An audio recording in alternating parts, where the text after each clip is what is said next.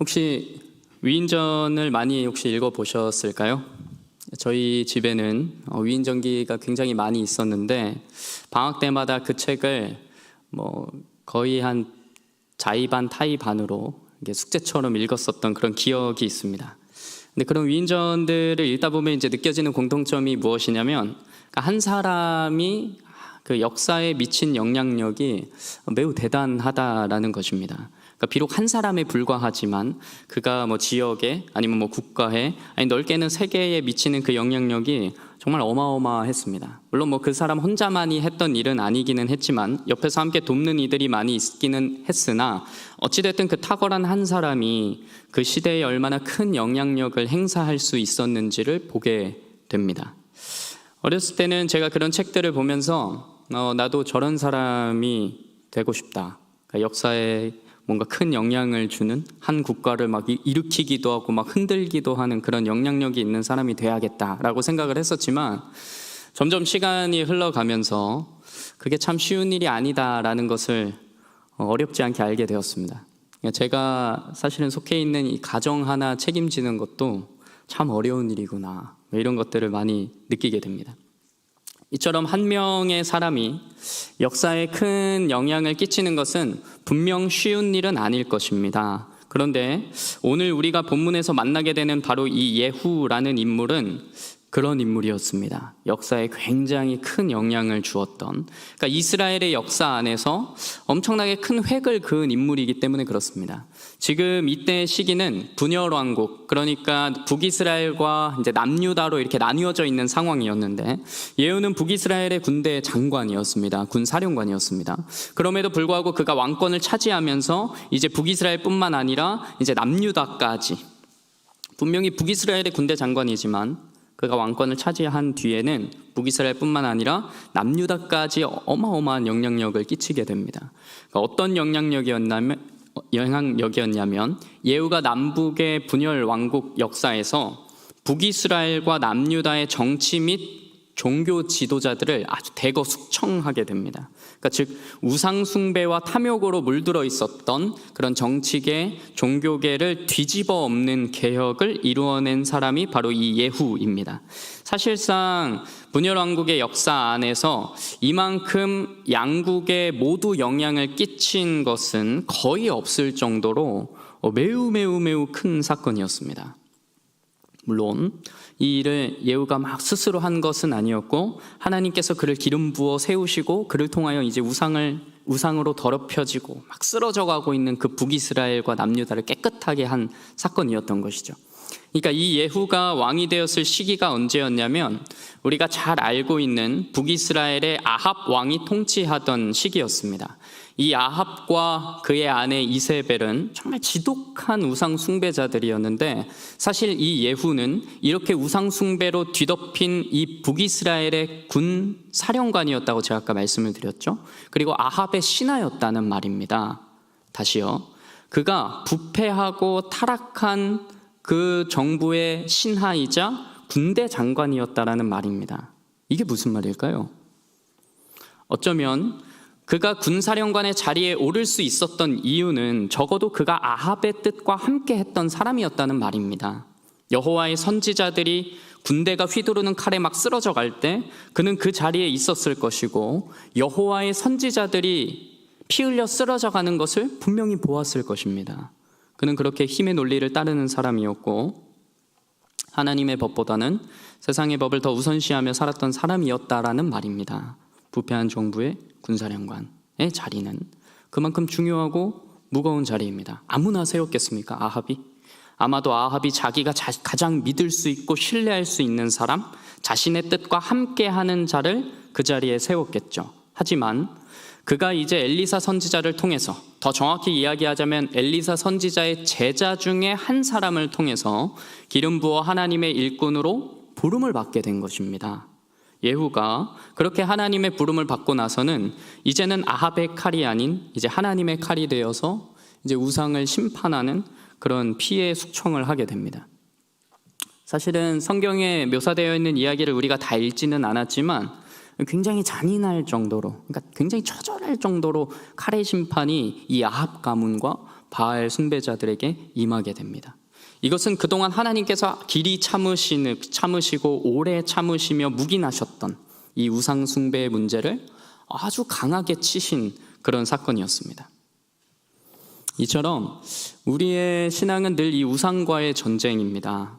우상이라는 것은 사실 특별한 것이 아니죠. 왜냐하면 하나님을 대체하고 대신하려는 모든 것들을 다 통칭해서 우리는 우상이라고 부르기 때문에 그렇습니다. 칼빈이 이야기한 것처럼 인간의 마음은 우상을 찍어내는 공장이지 않습니까? 그렇다면 진지하게 과연 나의 우상은 무엇일까 한번 고민해보는 시간이 될 수 있으면 참 좋겠습니다. 사실 저는 우리가 우상과 싸워야 한다는 것, 그리고 내 안에 누구나 다 우상이 있다는 것, 그 사실을 모르시는 분이 이 자리에는 안 계실 것 같다고 생각을 합니다. 왜냐하면 그동안 너무나도 많은 설교를 통해서 배웠고 큐티를 통해서도 발견하게 되고 여러 가지 책이나 아니면 말씀이 전해지는 곳곳마다 우리는 우리 안에 저마다의 우상이 있음을 늘 듣기 때문에 그렇습니다. 그렇지 않으신가요?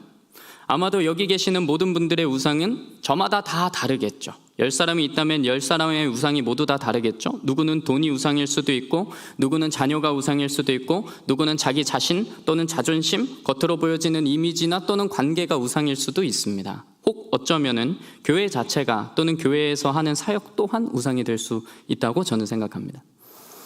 그래서 저는 오늘 이 시간에 정말로 우리가 진지하게 우리 마음에 있는 우상의 얼굴이 무엇일까? 그동안 우상의 실루엣만 자꾸 보았다면 그 우상의 실체가 무엇일까? 나의 관심은 그리고 나의 마음은 어디를 향하고 있는가를 생각해 볼 수 있는 시간이 되셨으면 참 좋겠습니다. 사실 일주일의 삶을 돌아봤을 때 매일매일의 삶 속에서 하나님보다 더 보고 싶고 하나님보다 더 가지고 싶고 어쩌면 하나님보다 더 오랜 시간을 함께하고 있는 것이 있었다면 그것이 우리에겐 우상이 되는 것이겠죠. 어쩌면 내 손에 쥐고 있는 휴대폰이 또는 집에서 보고 있는 TV가 아니면 나와 자주 만나는 사람들이 나의 우상이 될 수 있다는 이야기를 하는 것입니다. 제 아내가 어제 이제 출근을 하는데 저한테 이제 카톡을 하나 이제 딱 보냈습니다. 출근을 하면서 뭐라고 남겼냐면 출근을 하면서 보니까 휴대폰의 배터리가 충전이 안 되어 있다는 거예요. 그래서 이게 가는 도중에 꺼질 것 같으니까 걱정하지 말아라. 연락이 안 되더라도 걱정하지 말아라. 이런 이야기였습니다. 그래서 이제 하루 종일 연락을 주고받지 못하고 그렇게 이제 저녁에 아내가 퇴근을 하고 집에 돌아왔습니다. 그리고는 자연스럽게 이제 왼투를 정리하면서 휴대폰을 다시 충전하면서 저한테 뭐라고 이야기했냐면 이렇게 얘기하는 거예요. 당신은 하루 종일 휴대폰 없이도 살 수 있을 것 같아? 이렇게 물어보는 거예요. 그래서 제가 뭐라고 얘기했을까요? 제가 뭐라고 얘기했냐면 나는 오늘만 해도 전화가 몇 통이 왔는데 휴대폰 없으면 절대 안 될 것 같다. 그렇게 이야기를 했습니다. 그러면서 제가 어제 아내가 이 이야기를 할 때 막 설교를 준비하고 있었거든요. 그러면서 문득 내게는 이 휴대폰이 우상일 수도 있겠구나라는 생각을 잠시 하게 되었습니다. 왜냐하면 단순히 많이 해설하기보다는 항상 내 수중에 있어야 한다고 생각하기 때문에 그렇습니다. 그렇지, 휴대폰을 내 손에 놓지 않으려고 하기 때문이라는 말입니다. 예를 들어서 집을 나서는데 이제 약속이 있어서 이제 집을 나서는 겁니다. 어쩌면 예배일 수도 있겠죠. 예를 들어서 집을 그렇게 나가는데 시간을 보니까 살짝 간당간당합니다. 지금 딱 나가야 정확히 딱 도착할 수 있을 것 같습니다. 그래서 급히 막 짐을 챙겨가지고 막 뛰어나가서 지하철이나 버스를 시간 맞춰 탈 수 있겠다 하고 딱 나와서 집 문 앞을 이제 막 걸어 나가는데 차 시간을 확인하려고 이제 주머니에 손을 딱 넣어보니까 휴대폰이 없는 거예요. 그러면 어떡하시겠어요? 마음이 철렁하고 뭔가 불안해지기 시작하고 이거 어떻게 해야 되나? 그럼 그 순간에 이제 막 고민을 하겠죠. 어쩌지? 지금 집에 다시 들어가면 차를 놓칠 것 같은데 그냥 가면 휴대폰 없이 오늘 하루를 보내기가 자신이 없는 거죠. 성도님들이시라면 어떻게 하시겠습니까? 네? 다시 가지러 가십니까? 약속 시간 지금 이제 얼마 남지 않았는데 내가 택시를 타고 가는 한이 있더라도 휴대폰은 들고 가야지. 저도 아마 그런 마음이지 않을까 싶습니다. 휴대폰 없는 하루는 굉장히 힘이 들죠. 그런데 성도님들께서는 어떠십니까? 내가 오늘 하루 휴대폰은 다 그렇게 챙기려고 애를 쓰지만 오늘 하루 내가 내 마음 가운데 은혜를 잘 챙겼는지 혹시 집을 나서면서 하나님을 또 집에다가 두고 나가지는 않는지, 아니면 하루를 시작하면서 내 마음에 그리스도가 여전히 잘 계시는지 확인하시나요? 아니, 사실 집에 두고 나가는 게 아니라 혹시 교회에 두고 나가지는 않으십니까? 사실 하나님을 물건처럼, 아니면 은혜를 물건처럼 그렇게 뒀다가 가져갔다 할 수 있는 것은 아니지만 우리의 마음이 그렇지 않냐는 이야기를 하는 것입니다. 다시 질문하겠습니다. 사랑하는 독서교회 성도 여러분, 오늘 하루를 시작하시면서 가장 먼저 무엇을 챙기셨나요? 가장 먼저 무엇을 마음에 담으셨습니까? 하나님을 찾으셨나요? 아니면 휴대폰을 찾으셨습니까? 은혜를 담으셨나요? 아니면 손에 차키를 챙기셨습니까? 조금 다르게 이야기해 보겠습니다. 매일에 주어진 하루 속에서 그분을 잊고 살지는 않으십니까? 이 이야기를 하고 싶었어요. 더 나아가 일주일의 삶을 돌아보며 매일매일 그분을 잊고 살아가지는 않았는지, 바쁘다는 핑계로, 힘들다는 원성으로, 아프다는 어려움으로 혹 하나님을 잊고 살 때가 있지 않으시냐는 말입니다. 이것은 저에게도 하는 이야기입니다. 저에게도 당연하게도 해당하는 이야기입니다. 저는 자기 전에 책상 위에 다음날 가져가야 할 물건들을 이렇게 정리해 놓습니다. 차키, 시계, 이렇게 안경, 가방 이런 거를 항상 올려놓는 자리가 있어요. 그 서재 책상 위에. 그렇게 필요한 물건들을 잊지 않으려고, 나가다가 또 깜빡하면 또 다시 와야 되니까 그러고 싶지 않아서 거기다 항상 이렇게 올려놓습니다. 그러면 제 아내가 제 저녁 도시락을 보통 싸주거든요. 그러면 도시락을 챙기라는 그 포스트잇을 제가 오늘 가져왔는데, 여기 차키입니다. 차키에 이렇게 항상 붙여놔요. 이렇게. 여기 뭐라 써있냐면 김치볶음밥 냉동실, 상추 된장국 냉장실, 이렇게 적혀 있습니다. 이렇게 이제 붙여놓습니다. 참 웃기죠? 이렇게 항상 해놓는데, 그냥 말로만 도시락 가지고 가라 이렇게 이야기하면 제가 다음날 일어나서 맨날 까먹는 거예요. 맨날 까먹고 두고 와요. 그래서 아이고, 나 도시락 놓고 왔다. 이렇게 애써서 준비해줬는데 제가 맨날 그렇게 깜빡하니까 이제 절대 안 잊어버리고 챙겨가는 곳에다가 이제 아내가 이걸 붙여놔야겠다 이렇게 생각을 한 것이죠. 그래서 제가 오늘 또 막 설교를 이제 준비하면서 또 설교를 이제 말씀을 전할 것들을 다시 이렇게 쭉 살펴보면서 제가 이걸 보는데 그 생각이 나는 거예요. 아, 그래. 내가 늘상 챙기는 것에 이렇게 이게 붙어 있으면 내가 반드시 생각이 날 수밖에 없겠구나. 과연 나는 하나님의 음성이 적혀 있는 포스트잇을 나의 삶 어디에다가 붙여놨을까? 내가 절대 잊지 않는 곳에, 내가 절대로 빠뜨리지 않는 곳에 하나님의 음성이 적혀 있는 그 말씀이 붙어 있는 나의 마음 구석구석에다가 그런 것들을 내가 붙여놨나, 이런 생각들을 하게 되더라고요. 반성을 하게 됐습니다. 그래서 내가 이 입에 들어가는 음식은 열심히 챙기려고 이렇게 다 포스트잇 붙여가지고 이렇게 다니지만 정작 나의 영혼을 먹이는 그 하나님의 말씀을 내가 과연 잊지 않기 위해서 내 마음 곳곳에, 나의 삶의 자리 곳곳에 얼마나 많이 하나님을 찾고 두고 있는가, 이런 생각들을 하게 되었습니다. 독서교회 성도 여러분, 정말로 바라기는 우리가 하나님을 매일의 삶 속에서 늘 가까이 만나기 위해서 힘쓰시는 저와 여러분들이 되시기를 진심으로 소망합니다. 말씀에 막 포스트잇이 여기저기 막 내 마음 곳곳에 막 붙어있기를 진심으로 축복합니다. 하루를 시작하면서 다른 어떤 것보다도 말씀을, 은혜를, 또한 기도하는 그 마음을 챙기며 살아가시기를 진심으로 소망합니다. 만일 매일의 은혜를 챙기지 않으면서 매일의 삶 속에서 내가 관심을 가지고 있는 것, 마음을 쓰는 것, 시간과 돈을 사용하는 것, 어쩌면 그곳에 우리의 우상이 있는지도 모르겠습니다. 다시요.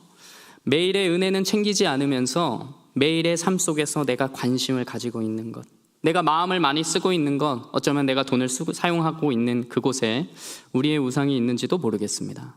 정말로 바라기는 우리가 스스로 우상의 공장이라는 사실을 인정하고 내 안에 있는 우상들을 하나하나 내려놓으면서 내가 과연 내 마음 가운데 깊은 곳에 품고 있는 우상이 무엇인지를 한번 돌아보는, 그리고 그 자리에 은혜를 채워가는 예배 시간이 되시기를 진심으로 축복합니다. 오늘 본문이 바로 그런 우상을 하나님께서 예후를 통해 깨뜨려 부수신 것입니다. 북이스라엘에 뿌리 깊게 박혀 있었던 그 바알 숭배를 하나님께서 예후를 통해서 깨끗하게 정리하시는 것입니다. 그 내용을 우리가 한번 같이 보겠습니다. 18절부터 19절의 말씀을 제가 읽어드리도록 하겠습니다. 예후가 뭇 백성을 모으고 그들에게 이르되 아합은 바알을 조금 섬겼으나 예후는 많이 섬기리라. 그러므로 내가 이제 큰 제사를 바알에게 드리고자 하노니 바알의 모든 선지자와 모든 섬기는 자와 모든 제사장들을 한 사람도 빠뜨리지 말고 불러 내게로 나오게 하라.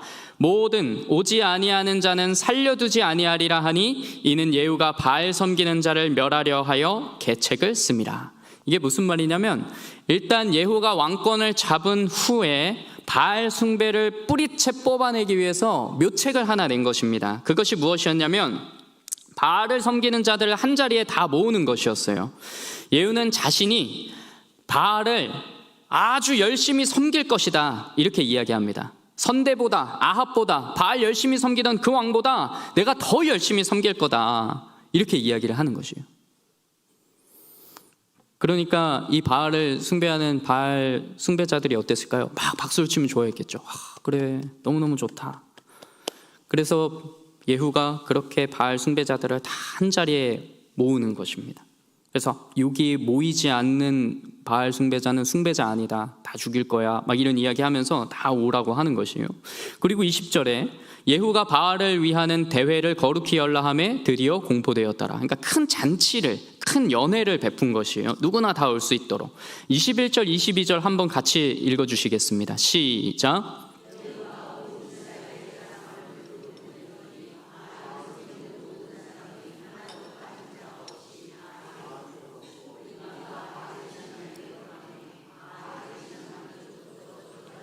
가득하였더라. 예후가 예복 맡은 자에게 이르되 예복을 내다가 바알을 섬기는 모든 자에게 주라 하매 그들에게로 예복을 가져온지라. 그리고 어떡하죠? 큰 잔치를 베풀고 이제 예복을 입히는 거예요. 대접하는 의미로, 그리고 구별하는 의미로. 그리고 그렇게 다 옷을 입힌 다음에는 어떻게 하냐면 25절 번제 드리기를 다 하매, 예배 끝난 것입니다. 예후가 호위병과 지휘관들에게 이르되 들어가서 한 사람도 나가지 못하게 하고 죽이라 하매 호위병과 지휘관들이 칼로 그들을 죽여 밖에 던지고 바알의 신당에 있는 성으로 가서 바알의 신당에서 목상들을 가져다가 불사르고, 27절에서 뭐라고 하냐면 바알의 목상을 헐며 바알의 신당을 헐어서 무엇으로 만들었다고 이야기합니까? 변소로 만들었다. 그것이 오늘까지 이르렀다 이렇게 얘기합니다. 모조리 다 죽이는 것이에요. 진짜 사실 정말 참혹한 사륙이 벌어진 것이죠. 그렇게 바알 우상 숭배의 뿌리를 뽑기 위하여서 이런 큰 참극을 벌입니다. 그리고 중요한 건 27절입니다. 27절에서 아까 그 자리를 무엇으로 만들었다고요? 변소로 만들었다. 여기서 변소로 만들었다는 것이 어떤 의미일까요? 변소로 만들었다. 맞습니다. 아마 이야기하신 그 이야기가 맞으실 것 같아요. 그러니까 이곳을 영구적으로 폐쇄해버렸다 이런 의미입니다. 다시는 그곳에 신당이 세워지지 못하도록 했다라는 이야기입니다. 철저하게 부수고 무너뜨린 것입니다. 그러니까 이것은 무슨 말이냐면 그냥 단순히 그것을 더럽혔다, 그냥 거기에 다 부숴버렸다 이런 것에서 끝나는 것이 아니라 다 부수고 더럽혀서 그곳에는 다시 우상이 재발하지 않도록, 재건되지 않도록 했다는 이야기를 하는 것입니다. 그러니까 육신의 눈으로는 한없이 더러운 것이지만 영적으로는 정말 깨끗한 것인 거예요. 정말로 바라기는 우리 삶에 무너뜨려야 하는 그런 우상이 있다면 이렇게 그 자리를 변소로 만들어 버리시기를 진심으로 소망합니다. 다시는 재발이 되지 않도록, 재건이 되지 않도록. 저는 이게 참 중요한 오늘 본문의 장면이라고 생각합니다. 내가 정말 사랑하는 것, 세상의 것, 그거 깨뜨렸다면 그것이 거기 다시 세워지지 못하도록 하라는 것입니다. 이 말씀을 보면 어떤 말씀이 생각나지 않으시나요? 저는 이 말씀을 보면서 그냥 바울이 내가 가지고 있었던 그 모든 자랑들을 다 배설물로 여긴다라고 했던 그 말씀들이 생각났는데, 바울이 이야기했던 그 배설물로 여긴다라는 것도 무엇일까요? 유대인들에게 중요한 것이 있었습니다. 그것이 무엇이었냐면 정결함이었습니다. 정결함. 그래서 그들이 아주 정결함을 유지하기 위해서 너무너무 많이 애를 썼죠. 그런 것들을 위해서 율법과 규례들도 열심히 지켰습니다. 그들이 이방인들과 어울리지 않았던 것, 그들이 귀찮고 번거로워도 그들의 삶 속에서 많은 규제들을 정하면서 철저하게 살았던 이유가 바로 이 정결함 때문이었습니다. 그래서 유대인들에게는 이런 배설물이나 이런 것들이 정결을 방해하는 것이었어요. 근데 바울이 이런 이야기를 하는 것입니다. 세상에 자랑이 너무너무 많다. 근데 그거 그냥 필요 없는 거야. 이것을 넘어서서 그거는 부정한 거야. 다시는 손대지 않고 싶은 거야 라고 이야기하는 것입니다. 이거는 완전히 다른 것입니다. 나에게 자랑할 거, 이 생의 자랑들이 너무너무 많아. 그렇지만 나는 그거는 신경 안 쓰고 이게 좋은 거야 라고 하는 것이 아니라 그거는 내가 다시는 손대고 싶지 않은 것이다 라고까지 이야기하는 의미가 담겨 있는 것입니다. 예를 들어서 내가 너무너무 돈을 사랑해서 돈이야말로 나의 하나님이다 라고 살아가더라도 내가 주님을 만나고 돈을 배설물로 여긴다면, 변소로 만든다면, 너무너무 좋아서 그거 따라 살았더라도 하나님 따라 살았으면 그것으로 다시 돌아가지 않는다는 이야기를 하는 것입니다. 완전하게 하나님께로 돌아서는 것을 이야기하는 것입니다. 물론 이것이 쉽지 않겠죠. 저도 쉽지 않습니다. 이거 과연 누가 쉽겠습니까? 그러나 성경이 그것을 말하고 있는 것입니다. 그렇기에 우리는 주의 도우심이 반드시 필요한 것입니다. 우리는 늘 자꾸 돌아가려고 하기 때문에, 정말로 늘 그 변소의 자리로 돌아가서 그곳에 다시 우상을 짓고 살아가려는 그런 마음들이 우리에게 있기 때문에 우리는 늘 주의 도우심이 필요한 것입니다. 철저하게 무너뜨리는 은혜가, 또한 하나님께서 그렇게 무너뜨려 주시는 은혜가 이 자리에 있기를 진심으로 소망합니다. 이렇게 보면 참 예후가 자신이 맡은 일을 열심히 잘해낸 것처럼 보입니다. 그렇지 않으신가요? 예후가 열심히 잘했잖아요. 구상도 무너뜨리고 그리고 그것을 변소로 만들어뜨렸던. 그런데 오늘 본문의 말씀을 한번 같이 살펴보았으면 좋겠습니다. 28절부터 29절의 말씀을 한번 같이 보겠습니다. 같이 읽겠습니다. 시작. 예후가 이와 같이 이스라엘 중에서 바알을 멸하였으나 이스라엘에게 범죄하게 한 느밧의 아들 여로보암의 죄, 곧 베델과 단에 있는 금송아지를 섬기는 죄에서는 떠나지 아니하였더라. 자, 다시 읽어드리겠습니다. 예후가 이와 같이 이스라엘 중에서 바알을 멸하였으나 이스라엘에게 범죄하게 한 느밧의 아들 여로보암의 죄, 어떤 죄? 곧 베델과 단에 있는 금송아지를 섬기는 죄에서는 떠나지 아니하였다. 이렇게 이야기하는 것입니다. 참 이상하지 않으신가요? 굉장히 이상하지 않으신가? 굉장히 아이러니하잖아요. 왜냐하면 굉장히 희한한 일이죠. 예후가 바보도 아니고 우상은 다 버리고 다 쪼개고 다 불태워버렸는데 금송아지는 남겨놓은 것입니다. 왜 그랬을까요? 왜 그랬을까요? 왜 금송아지는 남겨놓았을까요? 이 금송아지를 남겨둔 이유는 종교적인 이유보다는 정치적인 이유가 훨씬 더 컸기 때문에 그렇습니다. 베델과 단의 금송아지가 만들어졌던 이유가 무엇이냐면 이스라엘이 남과 북으로 쪼개졌을 때, 이 북이스라엘과 남유다가 분단되었을 때 사실상 그 땅과 생활 반경들만 생각해보면 북이스라엘은 상대적으로 살기 좋은 곳이었습니다. 남유다는 상대적으로 살기 좀 척박한 곳이었어요. 그런데 남유다에는 무엇이 있었을까요? 성전이 있는 것이에요. 유대인들, 이스라엘 백성들의 정체성이나 다름없는 하나님의 임재의 상징인 성전이 그곳에 있는 것입니다. 그리고 이 성전은 어떤 곳입니까? 이스라엘 백성들의 정체성이자 그들이 지키고 영원토록 사모해야 하는 곳이라서 1년에 정해진 절기에 따라서 그들이 이곳에 나와 하나님께 얼굴을 비춰야 했었습니다. 그러다 보니 북이스라엘 백성들도 사실 이곳에 와서 예배해야 되는 것이에요. 근데 그것을 북이스라엘 백성들이 북이스라엘 왕이 좋아했을까요? 그렇게 자기 백성들이 내려가서 그렇게 남유다에 내려가는 것을 좋아했을 리 만무하지 않습니까? 그렇기 때문에 이 예루살렘에 내려가지 못하도록 단과 베델에, 그러니까 북이스라엘 북쪽과 남쪽에 금송아지를 하나씩 두어서 예루살렘에 가지 말고 이곳에서 대신 예배해라, 이렇게 한 것입니다. 그래서 이 금송아지를 여호와라 한 것이죠. 출애굽기에서 있었던 그런 사건처럼. 그래서 자기네들이 나름대로 정한 절기와 자기네들이 나름대로 뽑은 제사장들, 그런 것들로 인해서 여기서 예배를 대신하도록 한 것입니다. 이것은 신앙적인 이유가 아닌 완전히 정치적인 이유 때문이었습니다. 지금 예후가 북이스라엘이 왕이 된 것이에요. 왕이 된 것입니다. 그리고 나서 이 금송아지를 내버려 둔 것입니다. 늘 하던 대로 습관을 따라서 내버려 둔 거예요. 정치적인 이유로 세워진 그것을 예후도 그대로 남겨두는 것입니다. 그 죄에서는 떠나지 못한 것입니다. 실컷 종교적인 이유로, 신앙적인 이유로 바알의 우상은 다 깨뜨려 부숴놓고 이제 진짜 왕으로서 자신이 부딪혀야 하는 그 문제 앞에서는 그걸 지키지 못하는 것이에요. 중요하죠. 이거 굉장히 중요합니다. 왜냐하면 우리도 그렇습니다. 우리가 늘 우상을 막 찍어내기만 하고 만들기만 하나요? 그렇지 않지 않으십니까? 우리도 우리 나름대로 우리 삶 속에서 내가 버려야 할 우상들도 있고, 내가 버린 우상도 있고, 내가 깨뜨린 우상도 있고, 우리가 정말로 하나님의 백성답게 살아가기 위해서 몸부림치면서 살아가는 그런 모습들이 우리에게도 있지 않습니까? 그렇게 우상을 깨뜨리는 모습들이 우리에게도 있지 않느냐는 말입니다. 그런데 어디서 늘 나의 삶의 문제와 아주 가까운 곳에서 부딪히는 그 문제들, 내 눈앞에 놓여있는 정말 긴밀한 문제들, 이건 정말 지켜야 할 것 같은데, 이건 진짜 양보 못할 것 같은데 하는 그런 부분에서는 우선순위가 바뀌게 되는 것입니다.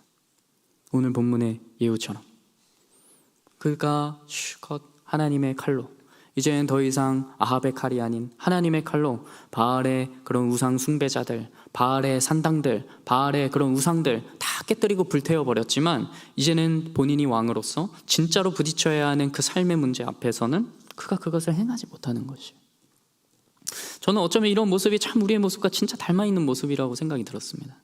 그리고 이러한 모습을 바라보시며 하나님께서는 이렇게 말씀을 하십니다. 30절과 31절 제가 읽어드리겠습니다.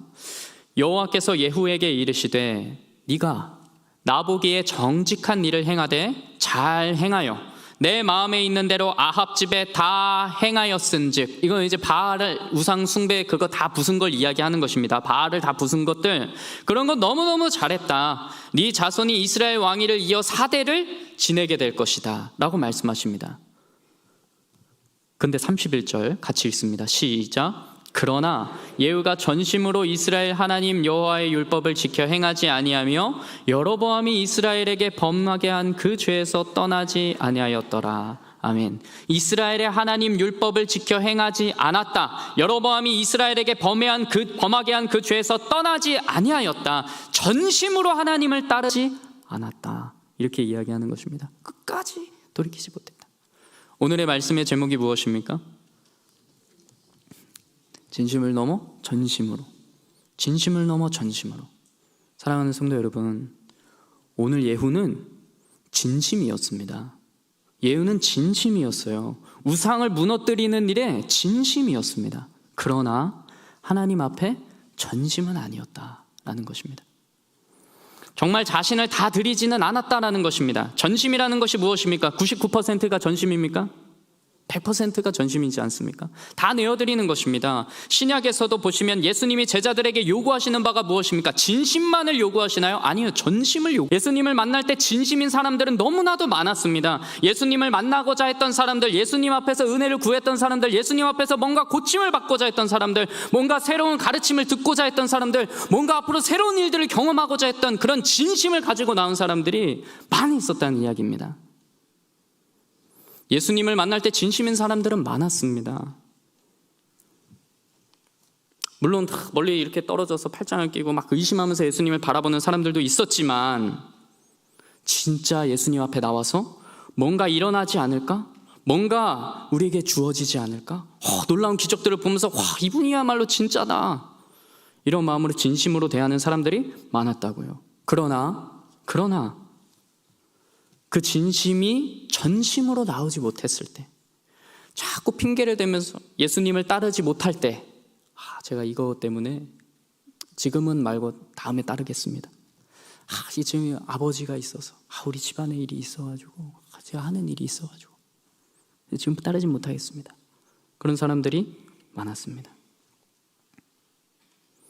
그리고 그렇게 그들의 진심이 무너졌을 때, 전심으로 나오지 않았을 때, 정말로 예수 그리스도의 그 사역들을 이해하지 못할 때, 그들의 진심인 이제 예수 그리스도를 죽이는 진심으로 사용되는 것입니다. 진심으로 예수를 죽이고자 하는 것이에요. 저는 정말로 전심으로 하나님께 우리를 드린다는 것이 무엇일지를 생각해 보면 참 좋겠습니다. 진심으로 주님을 대하긴 하지만 전심으로 주님을 따르고 있었는지를 생각해 보시는 시간 되기를 진심으로 소망합니다. 예수님이 제자를 부르실 때 그의 말에 전심으로 따른 이도 있고 진심으로 따르고 싶었지만 자꾸 삶에 핑계 대면서 아까도 말씀드렸지만 우리 집에 무슨 일이 있습니다. 우리 아버지가 아픕니다. 이것만 해결되면 나아가겠습니다. 이런 마음들이 있었다니까요. 그들이 이게 거짓말이었을까요? 이거 진심이었어요. 그들도 진심이었습니다. 거짓이 아니었습니다. 진짜 그렇게 하고 싶었던 거예요. 그러나 전심은 아니었던 겁니다. 그는 제자가 아니었던 것입니다. 저는 정말로 오늘 이 시간 우리가 전심으로 하나님을 만나게 되기를 진심으로 소망합니다. 매일의 하루 가운데, 오늘 하루 가운데, 그리고 다가올 내일 가운데 전심으로 하나님을 만나시기를 진심으로 축복합니다. 그렇다면 그 가운데 분명히 내려놔야 하는 것들이 있으실 겁니다. 전심으로 하나님께 나아가기 위해서는 무언가 내려놔야 될 것들이 있으실 거예요. 그렇다면 그것을 배설물로 여기시고 변소로 만드시고, 그리고 그 가운데 정말로 전심으로 하나님 앞에 나오시는 시간 되시기를 진심으로 소망합니다. 그렇게 성령 하나님이 만져주시기를 진심으로 소망합니다. 그리고 그런 도움을 구하고자, 정말로 그런 은혜를 간구하고자, 그리고 그런 은혜를 누리고자 이 자리에 나와 예배하시는 거 아닙니까? 저도 마찬가지입니다. 저라고 뭐 크게 다르겠습니까? 저도 오늘 하루 주님이 은혜 주지 않으시면 오늘의 그 믿음의 걸음 한 걸음 내디딜 수 없습니다. 저도 그 믿음의 걸음 한 걸음 내딛기 위해서는 오늘 하루 주어지는 그 은혜 가운데서 살아가야 하는 것이에요. 오늘도 은혜로 믿음 안에서 제자답게 살아갈 그런 힘과 능력을 주님 주십시오.